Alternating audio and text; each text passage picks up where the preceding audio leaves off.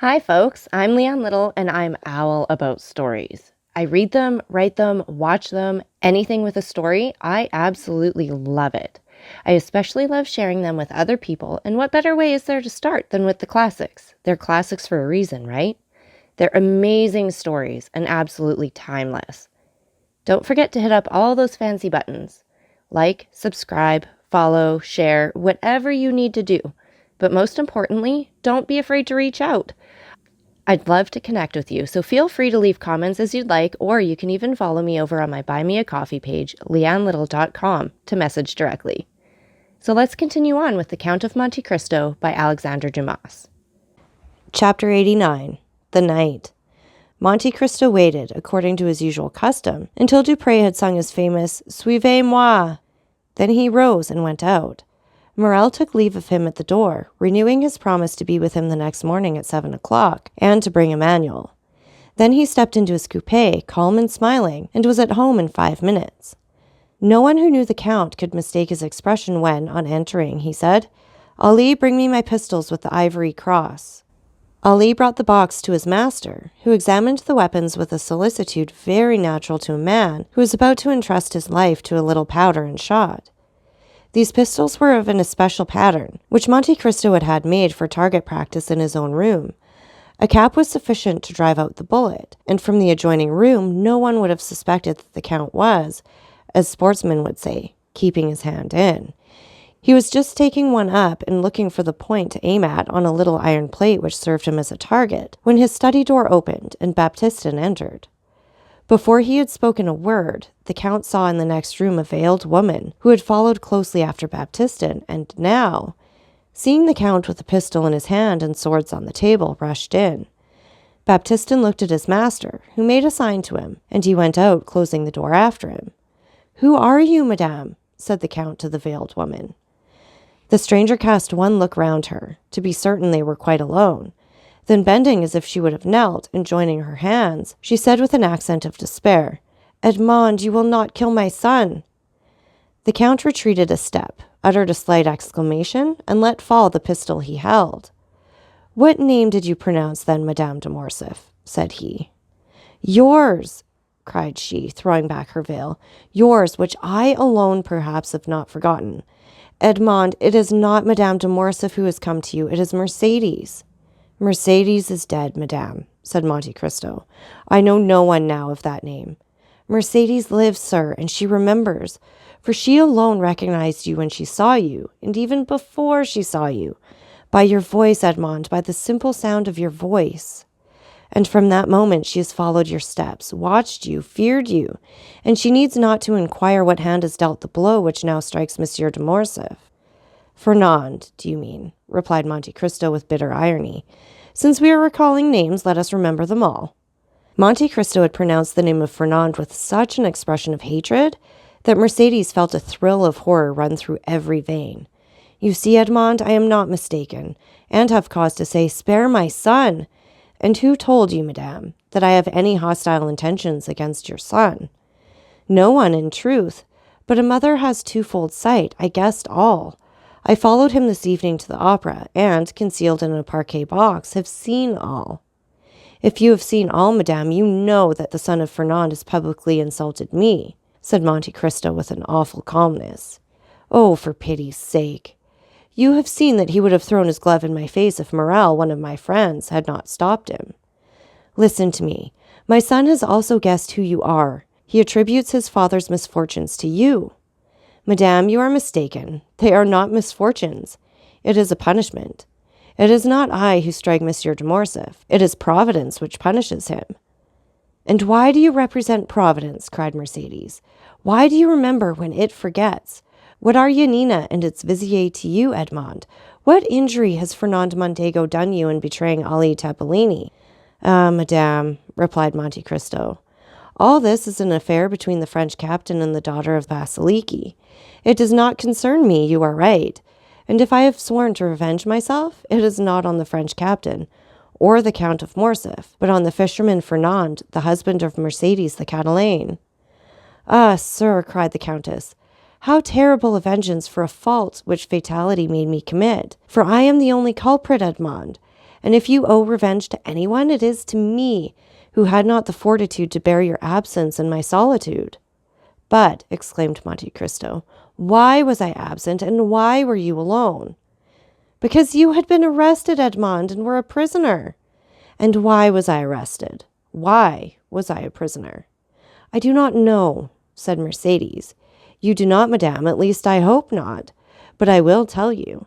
I was arrested and became a prisoner because, under the arbor of la Reserve, the day before I was to marry you, a man named Danglars wrote this letter, which the fisherman Fernand himself posted.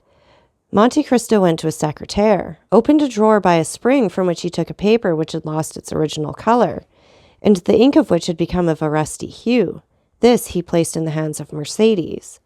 It was Danglars' letter to the king's attorney, which the Count of Monte Cristo, disguised as a clerk from the house of Thomson and French, had taken from the file against Edmond Dantès, on the day he had paid the 200,000 francs to Monsieur de Beauville. Mercédès read with terror the following lines.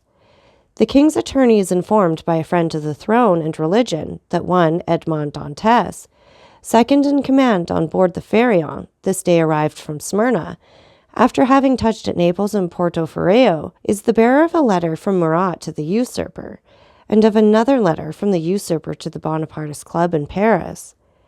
Ample corroboration of this statement may be obtained by arresting the above-mentioned Edmond Dantès, who either carries the letter for Paris about with him, or has it at his father's abode. Should it not be found in possession of either father or son, then it will assuredly be discovered in the cabin belonging to the said Dantès on board the Pharaon." "How dreadful!" said Mercédès, passing her hand across her brow, moist with perspiration. "And that letter?" "I bought for 200,000 francs, madame," said Monte Cristo. "But that is a trifle, since it enables me to justify myself to you." "And the result of that letter?" "You well know, madame, was my arrest. But you do not know how long that arrest lasted.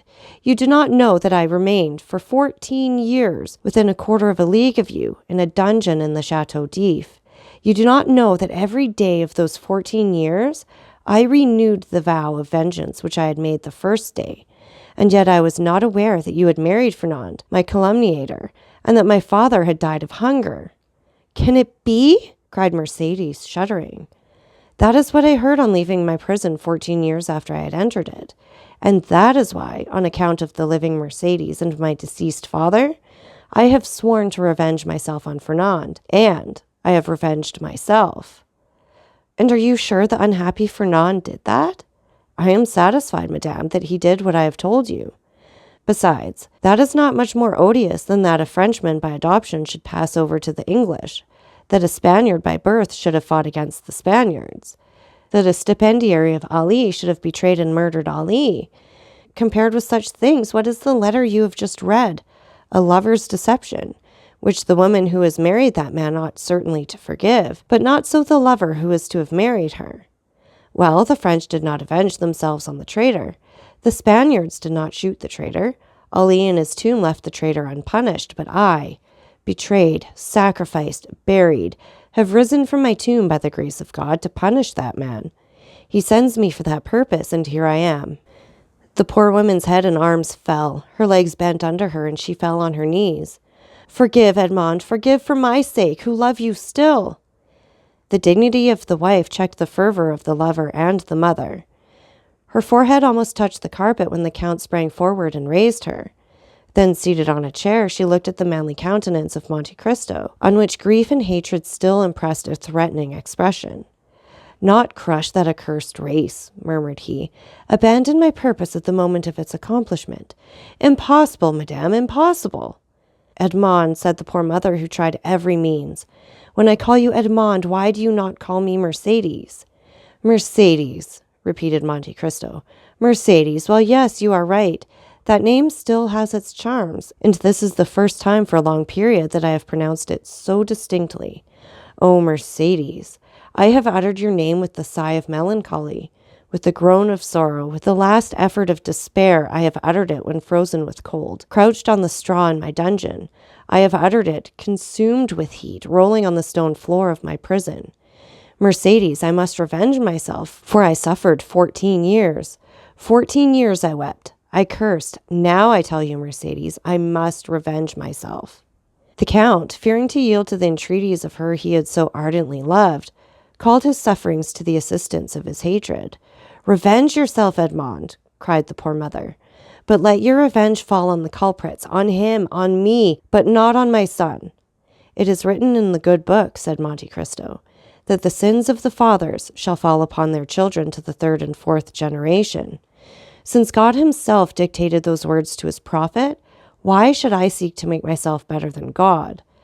Edmond, continued Mercedes, with her arms extended towards the Count, since I first knew you, I have adored your name, have respected your memory. Edmond, my friend, do not compel me to tarnish that noble and pure image reflected incessantly on the mirror of my heart. Edmond, if you knew all the prayers I have addressed to God for you while I thought you were living, and since I have thought you must be dead, yes, dead, alas, I imagined your dead body, buried at the foot of some gloomy tower or cast to the bottom of a pit by hateful jailers, and I wept. What could I do for you, Edmond, besides pray and weep? Listen, for 10 years I dreamed each night the same dream. I had been told that you had endeavored to escape, that you had taken the place of another prisoner, that you had slipped into the winding sheet of a dead body, that you had been thrown alive from the top of the Chateau d'If, and that the cry you uttered as you dashed upon the rocks first revealed to your jailers that they were your murderers. Well, Edmond, I swear to you, by the head of that son for whom I entreat your pity. Edmond, for 10 years I saw every night every detail of that frightful tragedy, and for 10 years I heard every night the cry which awoke me, shuddering and cold. And I too, Edmond, oh, believe me, guilty as I was, oh yes, I too have suffered much. Have you known what it is to have your father starved to death in your absence? Cried Monte Cristo, thrusting his hands into his hair. Have you seen the woman you loved giving her hand to your rival, while you were perishing at the bottom of a dungeon? No, interrupted Mercedes, but I have seen him on whom I loved on the point of murdering my son. Mercedes uttered these words in such deep anguish, with an accent of such intense despair, that Monte Cristo could not restrain a sob. The lion was daunted, the avenger was conquered. What do you ask of me? Said he. Your son's life? Well, he shall live. Mercedes uttered a cry which made the tears start from Monte Cristo's eyes. But these tears disappeared almost instantaneously, for doubtless God had sent some angel to collect them. Far more precious were they in his eyes than the richest pearls of Guzerat and Ophir. Oh, said she, seizing the Count's hand and raising it to her lips. Oh, thank you, Edmond. Now you are exactly what I dreamt you were. The man I always loved. Oh, now I must say so. So much the better, replied Monte Cristo, as that poor Edmond will not have long to be loved by you. Death is about to return to the tomb, the phantom to retire in darkness. What do you say, Edmond? I say, since you command me, Mercedes, I must die. Die? And why so? Who talks of dying? Whence have you these ideas of death? You do not suppose that, publicly outraged in the face of a whole theater, in the presence of your friends and those of your son, challenged by a boy who will glory in my forgiveness as if it were a victory, you do not suppose that I can for one moment wish to live. What I most loved after you, Mercedes, was myself, my dignity, and that strength which rendered me superior to other men. That strength was my life. With one word you have crushed it, and I die. But the duel will not take place, Edmond, since you forgive. It will take place, said Monte Cristo in a most solemn tone. But instead of your son's blood to stain the ground, mine will flow. Mercedes shrieked and sprang towards Monte Cristo, but suddenly stopping. Edmond, said she, there is a God above us. Since you live and since I have seen you again, I trust to him from my heart. While waiting his assistance, I trust to your word. You have said that my son should live, have you not?